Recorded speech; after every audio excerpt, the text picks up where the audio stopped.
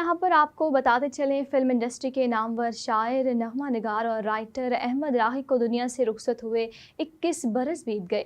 उर्दू और पंजाबी फिल्मों के लिए 1000 के करीब नगमे तख्लीक करने वाले अहमद राही को फिल्म इंडस्ट्री में मुनफरिद मुकाम हासिल है। वो नवंबर 1923 में अमृतसर में पैदा हुए। इनका असल नाम गुलाम अहमद था। अहमद राही 1940 में लाहौर आ गए और फिल्मी कैरियर का आगाज़ पंजाबी फिल्म बेली से किया, जो तकसीम हिंद के वक्त होने वाले फसादात के पसे मंज़र में बनाई गई थी।